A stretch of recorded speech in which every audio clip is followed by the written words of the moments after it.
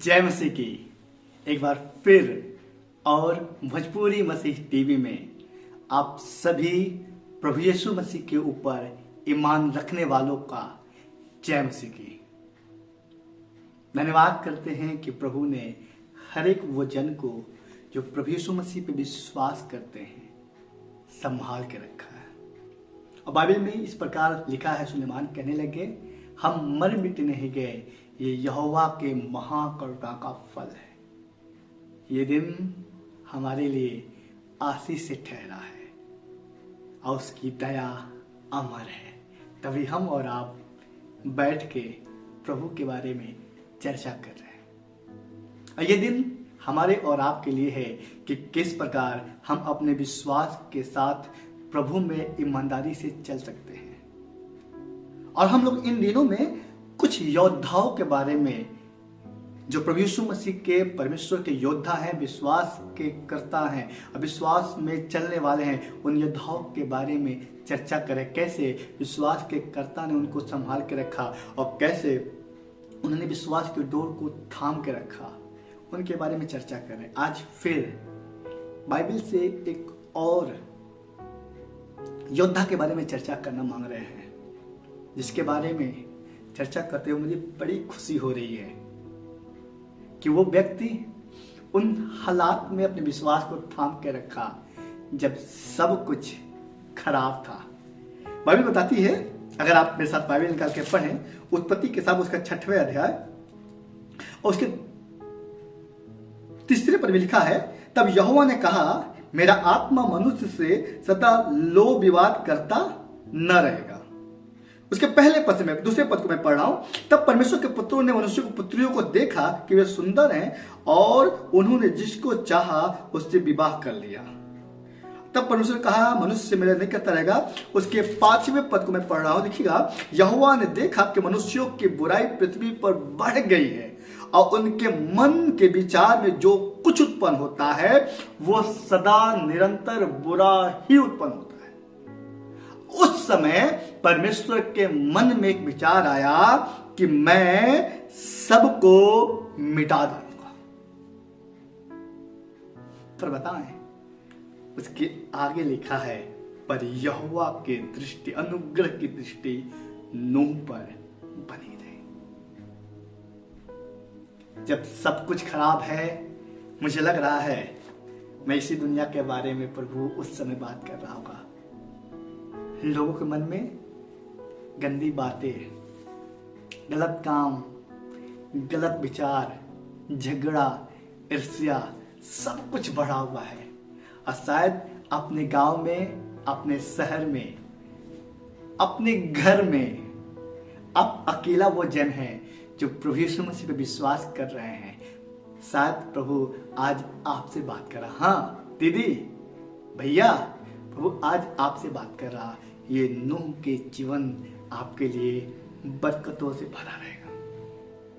Bible बताती है, जब सब कुछ बिगड़ा था, परमेश्वर पछता रहा था बनाने से, उसके बावजूद भी परमेश्वर का अनुग्रह नूह पर बनी रही।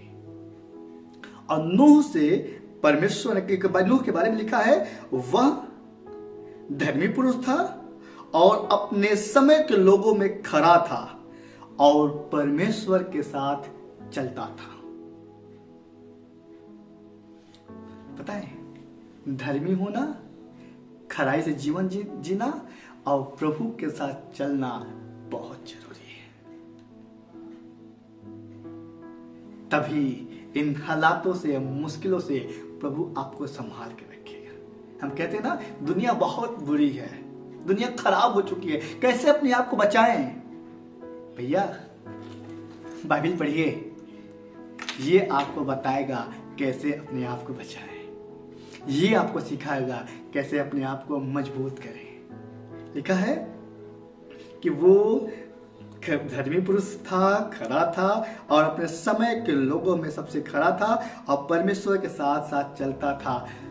तब परमेश्वर ने उसको बताया कि परमेश्वर किस प्रकार पूरी पृथ्वी का नाश करने वाला। 40 दिन 40 रात लगातार बारिश करके पूरी पृथ्वी को, क्या जानवर, क्या मनुष्य, क्या पक्षी, जिसके अंदर प्राण है, सबको मिटाने का उसके पास प्रश्न था, पर नूह को बचाना चाहता था। बाइबल बताती है तब परमेश्वर ने नूह से कहा, उसके उत्पत्ति किताब उसका 6वां अध्याय उसके 14वें पद से मैं पढ़ रहा हूं, इसलिए तू गोपेर के वृक्ष की लकड़ी का एक जहाज बना ले, उसमें कोठरिया बनाना और भीतर बाहर उस पर राल लगाना। इस ढंग से तू बनाना जहाज की लंबाई 300 हाथ और चौड़ाई 50 हाथ और ऊंचाई 30 हाथ की हो। जब जहाज में एक खिड़की बनाना और उसमें एक हाथ को ऊपर से उसकी छत बनाना और जहाज एक ओर द्वार रखना और जहाज में पहला, दूसरा, तीसरा खंड बनाना। और सुन, मैं आप पृथ्वी पर जल प्रलय करके सब प्राणियों का जिनमें जीवन का प्राण है आकाश के नीचे से नष्ट करने पे हूं, और सब जो पृथ्वी पर हैं मर जाएंगे। प्रभु, पर मुझ पे यह अनुग्रह क्यों? क्योंकि तू मेरे साथ साथ चलता रहा। बाइबल बताती है ना, जब नूह बनाना शुरू के जहाज ना, उस समय तक पृथ्वी पर बारिश नहीं हुआ था। लोग नूह को पागल कह रहे थे, बेवकूफ कह रहे थे। जो नूह से कुछ अधिक उम्र के लोग थे, कहते पागल है, ऐसे 50 साल नहीं पूरा हो गए, ऐसे ही बाल नहीं पक गए, मैंने देखा है इस धरती पर बारिश नहीं हुआ होता है। नूह से लोग इसी प्रकार कहते थे।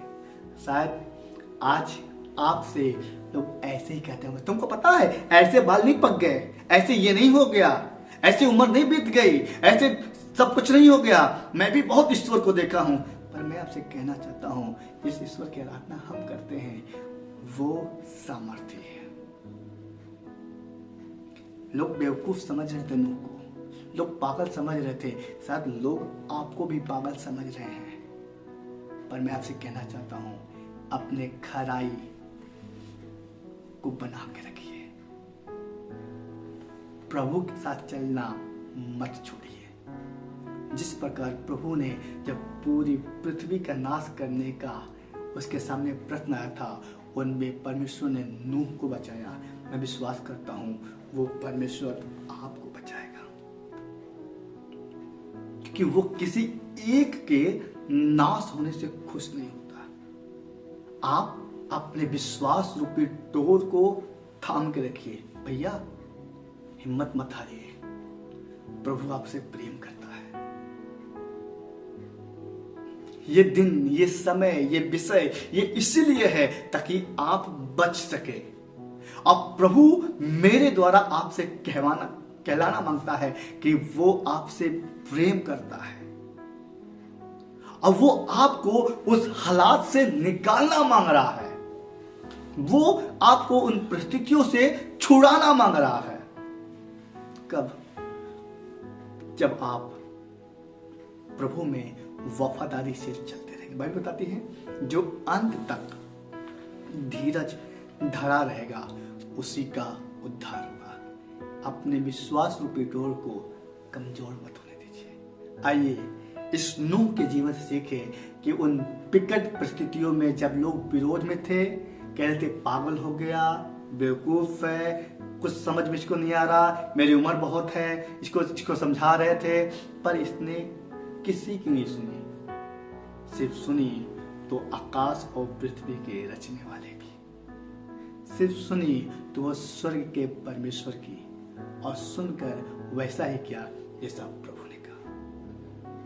मैं बता रहा हूं, वो उसका घराना बच नहीं पाया, सिर्फ कारण एक था, क्योंकि वो प्रभु के साथ चलता था। आइए अपने विश्वास की डोर को बनाकर प्रभु के साथ चलना शुरू करें। अगर आप तक आपने चलना नहीं शुरू किए, आपसे निवेदन है, दीदी, भैया, चाचा, दादाजी, अपनी उम्र के तजुर्बों को थोड़ा साइड में करके आइए, ये सब बाइबल बताती है, वैसा विश्वास करना शुरू करें, प्रभु के साथ चले। मेरे साथ प्रार्थना करिए। कि प्रभु मैं भी आज से नूह के समान आपके साथ चलने वाला बन सकूं। प्रभु मेरी दुआ है जितने लोग आज प्रार्थना कर रहे हैं कि प्रभु मेरा भी जीवन शायद इन विकट परिस्थितियों उसी के समान है। अपने घर में अकेले कितने लोग हैं, अपने गांव में अकेले हैं, पर परिस्थितियां बहुत विकट है, समझ नहीं पा रहे कैसे करें, कैसे होगा। प्रभु आप मदद करें ताकि लोग अपने विश्वास की रूपी डोर को थाम के रखें। हमारी प्रार्थना है प्रभु जैसे आपने नूह को संभाला, इन तमाम सुनने वालों को आज जितने लोग मेरे साथ मिलकर प्रार्थना करें, प्रभु संभालिए, आशीष दीजिए, छुटकारा दीजिए, मदद करिए प्रभु यीशु मसीह के नाम से, आमीन। जय मसीह की। प्रभु आप सबको आशीष दे। जरूर हमारे साथ जुड़े रहिए।